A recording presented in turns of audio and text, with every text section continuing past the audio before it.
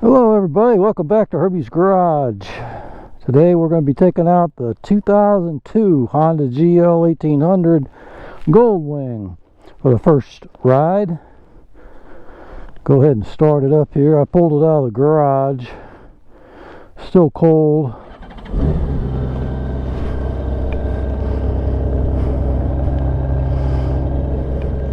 It's looking so good.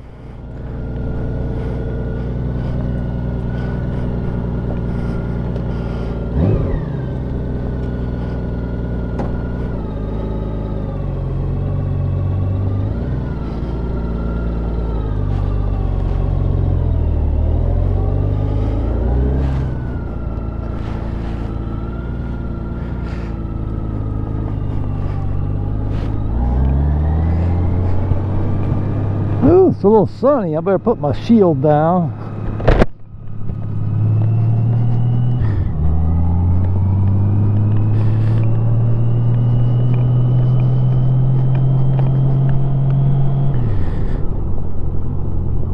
Well, I say this is my first ride, but I have something to explain about that.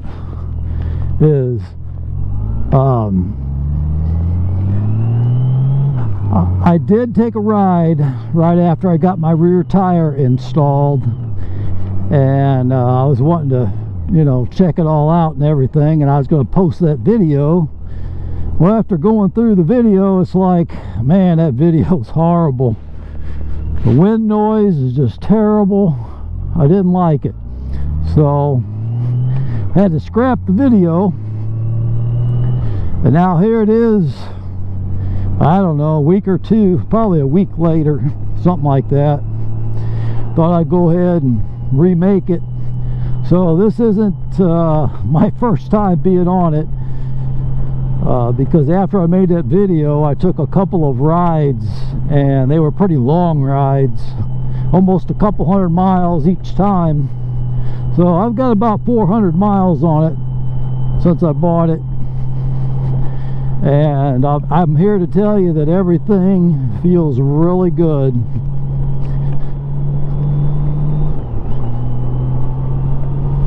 The tires helped out tremendously, as well as the steering stem bearings and wheel bearings and fork oil and everything else I've done to it. Whenever I took it out that day, I checked the steering stem bearings for wobble, and I had none. I was reading on the forum, or on some forum, I don't know where it was at, but about how the Goldwing, the early models like what mine is of the 1800, have a wobble on D-cell from 45 to 35, and I had to check that. Let's see, we're at 45. I'll take my hands off. I have nothing. So my bike does not have that wobble. It does not have any wobble as you're going at speed. So those steering stem bearings helped take care of that. Probably was the reason for it. And I do have them torqued to 20 foot-pounds. So I'm happy with that. My steering feels good, feels loose enough to where it turns easily, but yet that nut is tight enough to where I don't have any wobble in my handlebars. So I think 20 foot-pounds is perfect. And like I mentioned in the video, the manufacturer of the ball bearings, or of the roller bearings, actually suggests 27 to 30, I think is what it says, 27 to 29, something like that. And whenever I torqued mine to 28, it just felt to me like it was too tight. If you get bearings too tight, you could tell by feeling that they just feel too tight. And whenever I readjusted it to 20, it felt pretty good. So that's the number I'm going with. It feels good, so I'm happy with it. And whenever I went on those trips, I I guess you'd call it trips. Wasn't really a trip, but when I went on those rides, I filled up and checked my gas mileage each time, and I'm averaging 37 or so miles per gallon, which I think is pretty good because I wasn't gentle riding it. Now if I was doing 65, maybe 70 or whatever on the highway, then it wouldn't be as bad. You know, I probably would have got better gas mileage, but back there were times I'm doing 80, 85. Sometimes I was doing 90. I even got up to 95, 100, something like that. Just checking it out to make sure everything's good. I want to make sure I don't have any wobble, because I did balance my tires too, and I want to make sure that they were feeling good at higher speeds and all that, because I got to make sure everything's right on the bike. So everything feels really good. There's one thing I had to do that I wasn't planning on doing. Well, whenever I went on that long ride, I noticed that my throttle was a little bit stiff, and I thought, well, I'm gonna go ahead and take the throttle housing apart and lubricated all, you know, the cables and the throttle tube and all that kind of stuff, adjust it, make sure everything's right on it. Well, when I took it apart, I noticed that my cable was frayed, and wouldn't you know it, you know, you have a push-pull cable in there, and it was the cable that had the cruise control box hooked to it. I think that's the pull, and I'm telling you what, that was a tremendously big job. If you ever have a throttle cable that goes bad, I just want to warn you, it's going to be a big job. I had to take my whole bike apart, basically. This whole part up here in the front, this whole shelf, the seat, the gas tank, the air box, all the stuff above the air box, all the wiring and everything, that all has to come out so you can get down to the throttle body. Well, normally that's far enough, you know, you could just disconnect it from the throttle body there and take care of it. Well, there's a problem. That cruise control box goes through a hole in the frame. One of the bolts is accessible, the other one is kind of on that side of the frame, and the only good way to get to it is to take the radiator loose and move it out far enough to where you could get to it and take it off. I wanted to replace the bracket and everything because I had a donor switch housing and cable. This whole thing was in really good condition. I got it whenever I got the bike. I don't know if you can notice or not, you probably can, but if you remember on any of my other videos, this was a blue switch.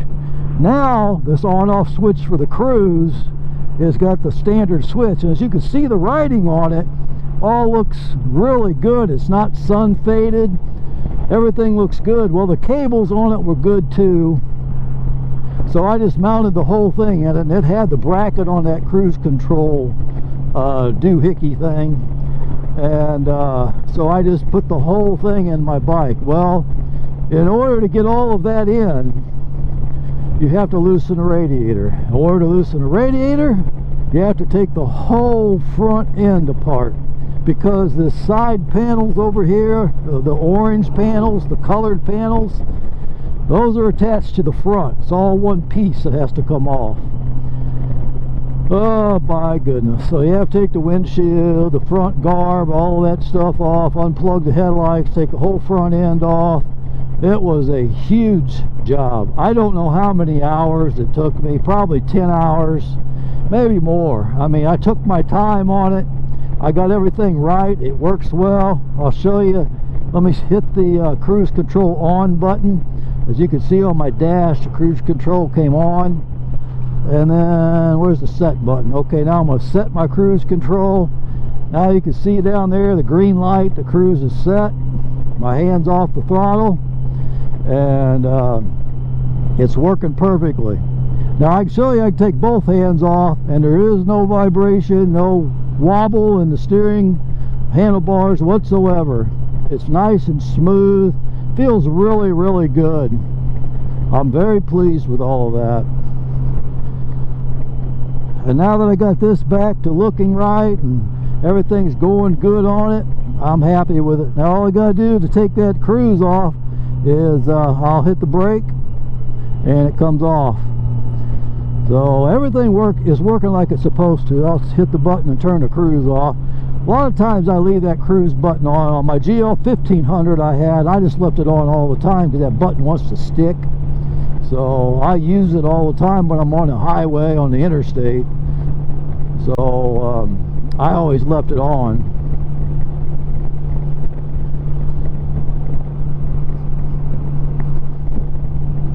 But I think that the way I figured, my bike going at the speeds I was going, which is a little bit higher just because I was testing things out, but I could go 200, 220, 230 maybe before I'm on vapors, before I'm really low on gas.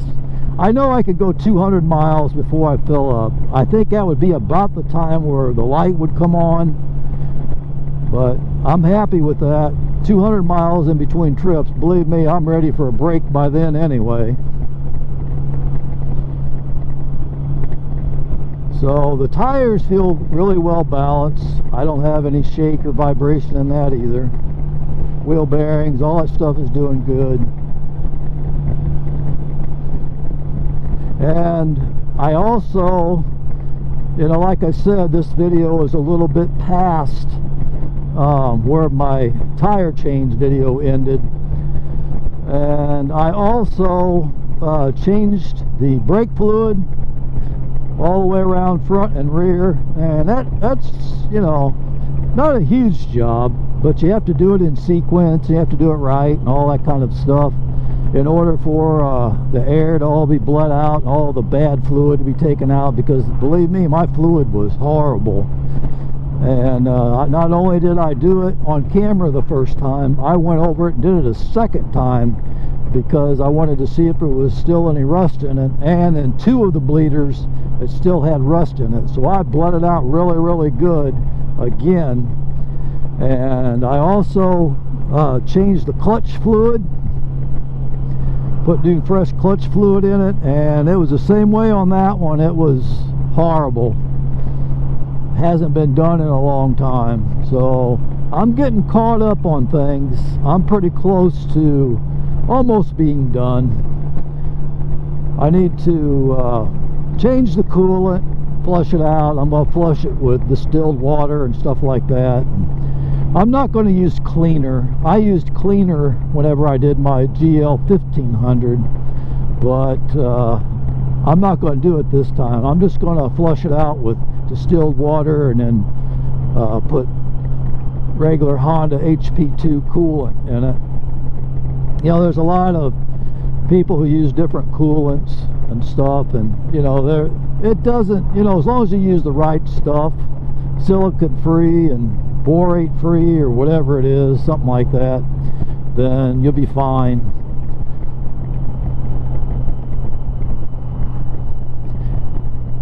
I'm glad it turned out to be a nice day. You know, we had some pretty cold weather there for a while. Get up in the morning and there was frost on the ground. You had to scrape my windows in my truck. Boy, it just seems too early for that. It's probably not, you know, it's what, first, second week of November. So it's probably not really, but I usually ride all the way up till first or second week of December, and then I hang it up. It's about time to winterize my bikes. I am going to winterize probably most of them. I'll probably keep out 2 or 3. I have 7, by the way. I know it's a problem, it's an obsession, I guess, but 4 of them I'll probably winterize and 3 of them I'll keep out. So I do have somebody that's interested in buying my Honda Shadow Sabre. Don't know how that's going to work out, but my wife doesn't really want to ride the scooter. She's decided that it's just something she doesn't want to do, so I'll probably end up selling that too. This is a bad time of year to be selling. It's a good time of year to be buying. Bad time of year to be selling. Ooh, I better slow down.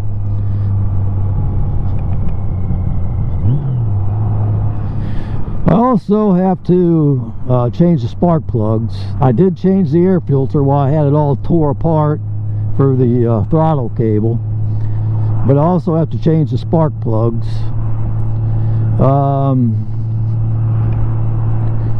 That's all I can think of right now that I have left is a coolant change and spark plugs.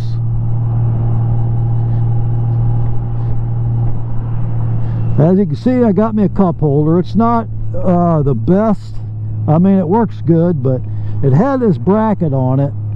I don't know if you can see the marks there or not, but this hole was too big, so I re-drilled a hole for it. It's not meant for this bracket, but I thought, well, the bracket holds it nice and secure. Well, I started to drill a hole in it, and it fits really good in there with that, but I nicked my paint. I hate that with the drill bit when I was drilling it.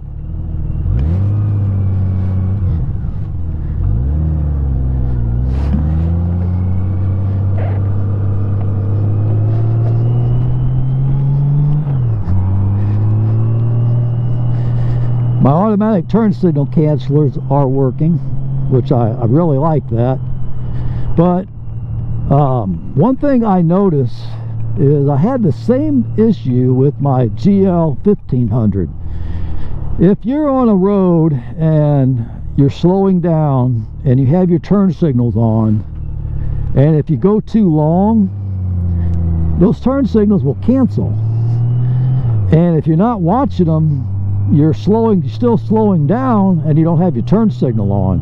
That part of it I do not like. I wish it wouldn't do that. It must have some kind of a timer on it or something. I'll have to look into that, see if that has an adjustability on that, because I'd like to either put it to the highest setting or turn it off if I could, because I want it to cancel whenever I turn and only when I turn.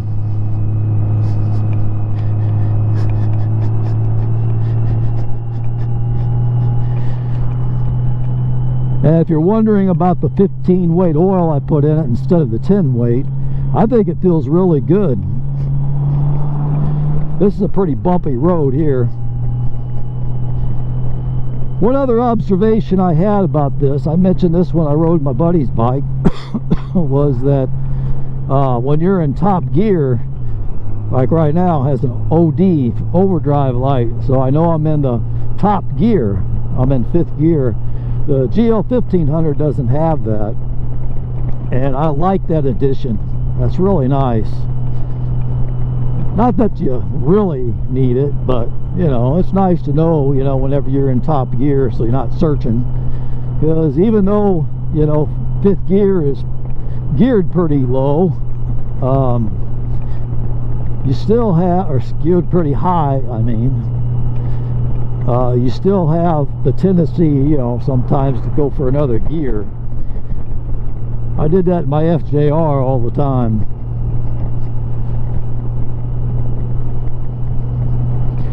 I'm thinking about doing a video on the comparison between the GL1800, the GL1500, and the Yamaha FJR. I had somebody ask me in one of the comments which one I like the best, and it's really hard to just, you know, give an answer. It's a long answer, really, because there's good and bad about every bike, and that's the way it is with no matter, I don't care what kind of bike you get. I have never had, and I've had over 100 probably, I've never had a bike that I would consider a perfect bike.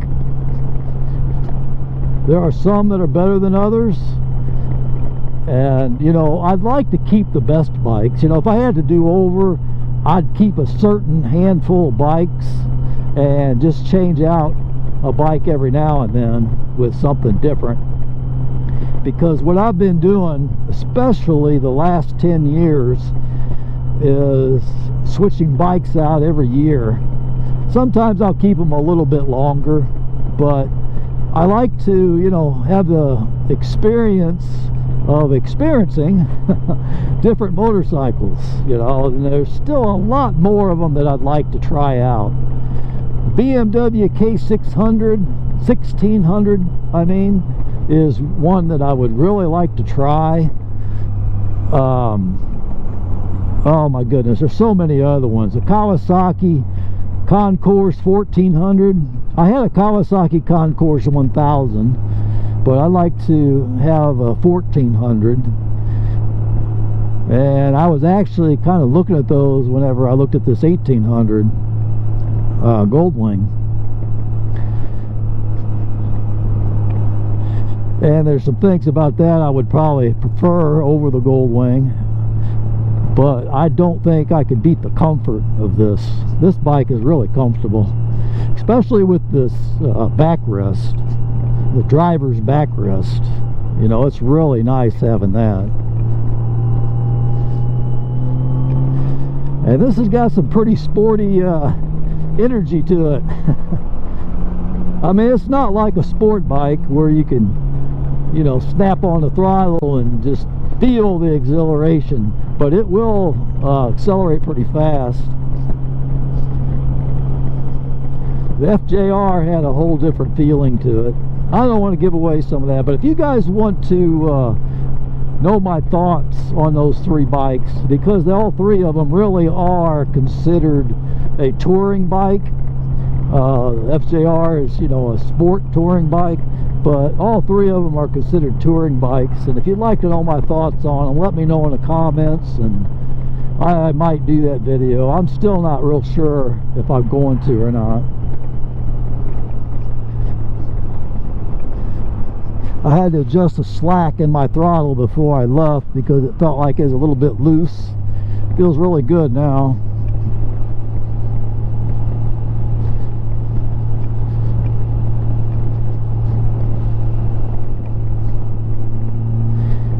I hope all this shade and sun and everything don't mess with the camera too much. I know I've done videos before and it really messes with the camera going through these shaded and dark areas, shaded and sunny areas, I mean.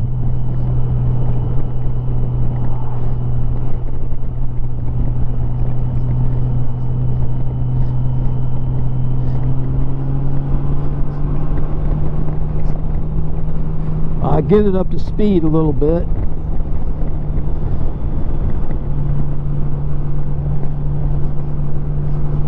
At about 70 miles per hour, the GL1800 turns about 2,900 RPM, which is really good. I have seen, you know, I've done a lot of research, and I have seen they have this final drive unit that you can buy that gives you a little bit higher gearing. It drops it down like 400 RPM or so. I think it costs like, heck, it's almost $2,000, like $1,800, something like that. I think when they first started offering them, they were like 14, but I think they've gone up. They're 16 to 1,800, something like that.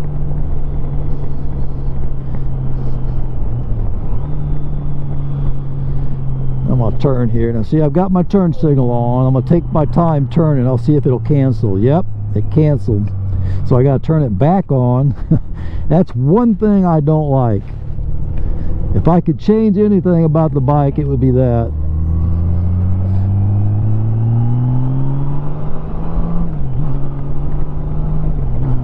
The fuel injection system works flawlessly.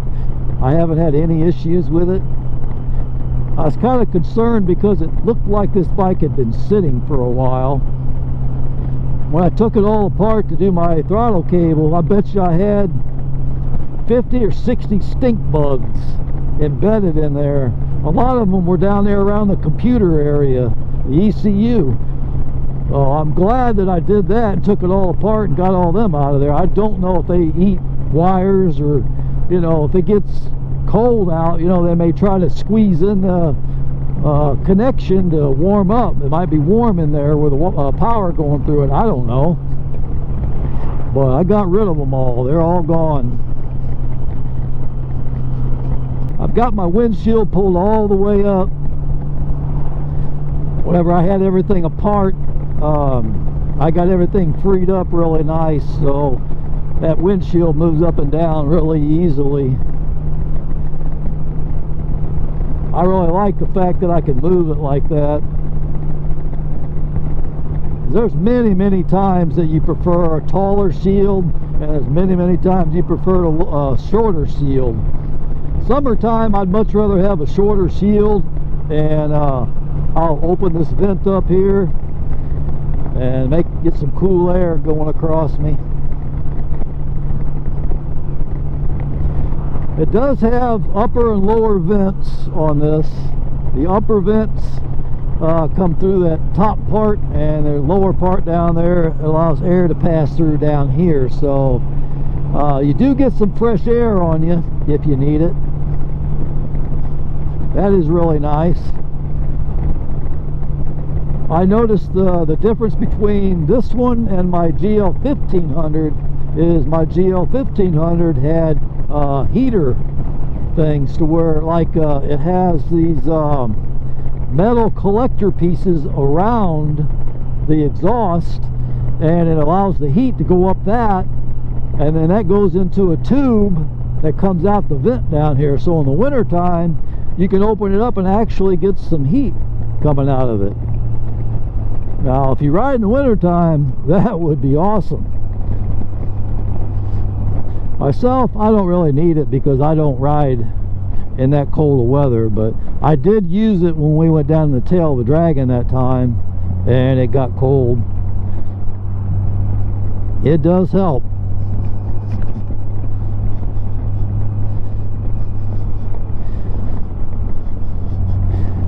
One thing I noticed about this bike too is the gear lash on the final drive is very little. You don't really feel. Of course, I did remove the final drive and lube it up really good. I probably put a little bit too much lube on it. It doesn't require as much lube as I put on it, but I thought, you know, who knows when this thing's ever going to be taken back apart again. So I wanted to lube it up really good, so I did. And but the lash on the gear lash, I could barely even feel it on this. I had way more than that on the 1500, and my FJR had way more than what this does. And that was an 07. This is an 01, so you know, it's a lot newer, 6 years newer. No, this is an 02, I'm sorry. It's 5 years newer, but this just feels really good. I can't really even feel that much. Nice and smooth. Something else I was going to tell you about is my radio wasn't working when I first got it, and I attributed that to them messing around, putting an amplifier back there in the trunk and all the wires. So I took apart all of that stuff and I took it out, took all the wiring out. Well, the speakers were half mounted in the holes, and the wiring wasn't good on them, wasn't connecting good, and all that kind of stuff. So anyway, I took all that stuff out, every bit of wiring that was in it that somebody put in. I went back to the stock factory wiring on this, and I put their speakers in that they had, because they're not stock speakers. Had to do a little bit of fabrication to it to get them to fit, not much, but I hooked everything up in them. Well, when I turned my radio on, all I got was a bunch of static, you know. No stations would come in. I thought, well, that's probably because of that little shorty antenna that I put on it.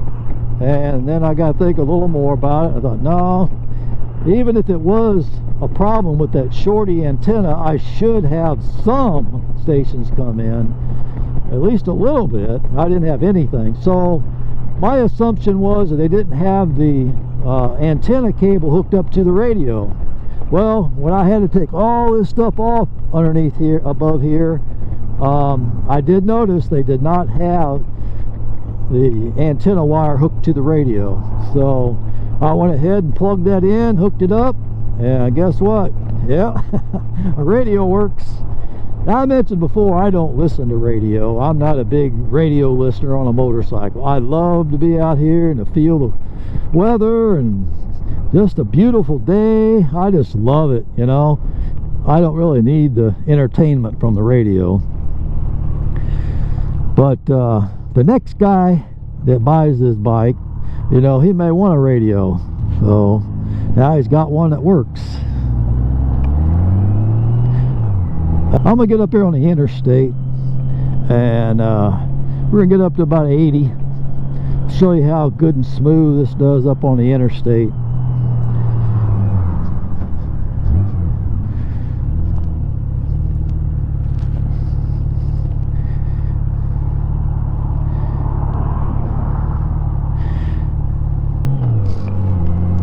I see my turn signal stayed on the whole time that time.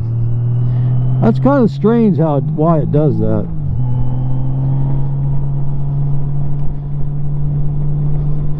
Somebody probably knows why that's watching this, and if you do know why or any kind of adjustment I could make, let me know. I go in the book and look. I've spent a lot of time in that book. If you watch my videos, you may think, well, he's not following the book on that. Well, that may be true. Some things, you know, I just use my experience, things that I know work. As in, let's say, the oil filter on the engine oil filter. Now, it probably bugs some people that I didn't torque it down like the book says. If you look in the book, it calls for 20 foot-pounds of torque on the oil filter. I just feel that's way too much. So this is no different than a car engine or anything like that, and I've always done this with my cars. I run it down by hand till it feels good and snug, and then I turn it a half turn after that, and that's it. I call it good. I would have guessed that it probably has about 12, 14 foot-pounds of torque, something like that. It's definitely not 20. Alright, look, I'm not even paying attention. I'm doing 85 miles per hour. This thing's as smooth as butter.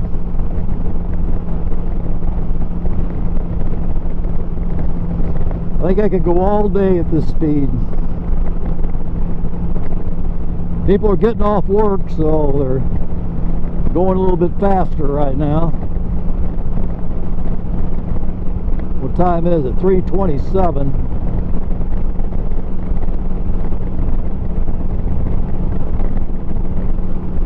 That's about 87 mile per hour. That's enough. I just wanted to show you that it does well at a higher speed.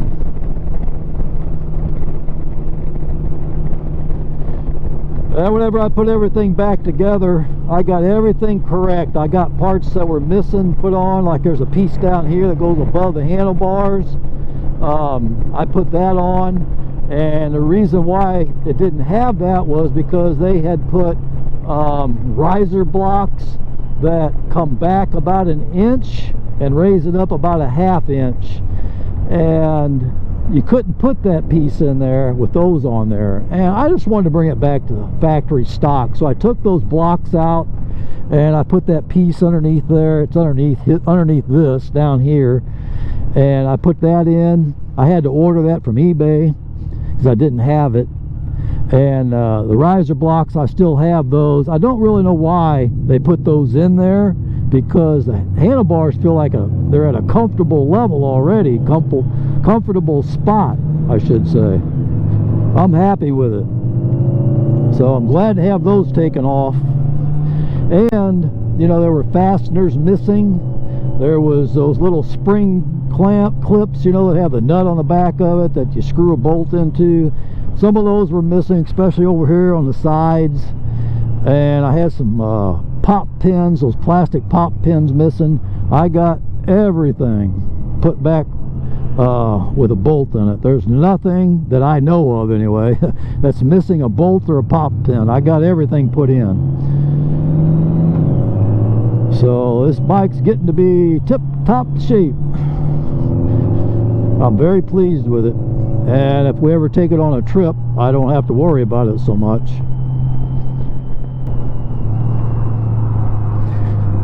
Alright everybody, I'm not going to continue on too much longer with this video. I'm not too far from the house.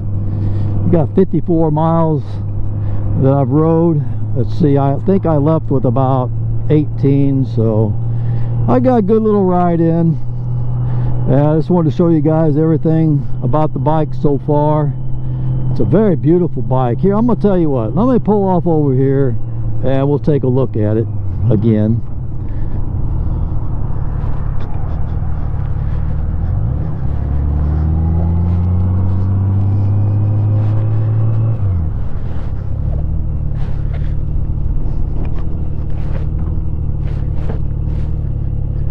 I want to show you too that it does have a reverse and it does work. If you hit this button here, that light on the dash with the R comes on, and then you hit the start button like you're going to start the bike, and you can see them going backwards. So the reverse is working, then I just hit that button and then the neutral light comes back on. It's a very beautiful orange color. I think it's called sunburst orange, something like that. When I first bought the bike, it had carbon fiber up here and down here. Well, I sourced those two from eBay. Those are exactly matching colors. Wonderful, I love it. One of the last things I have to do, I'll probably do a video on, is those chrome pieces down there around the wheel. I bought new chrome for that. I'm going to put those on. I just don't have them on yet. But boy, she's a looker. I think that little shorty antenna looks pretty good too, and it does work pretty good. Here, let me turn it on for you. See if you can hear it.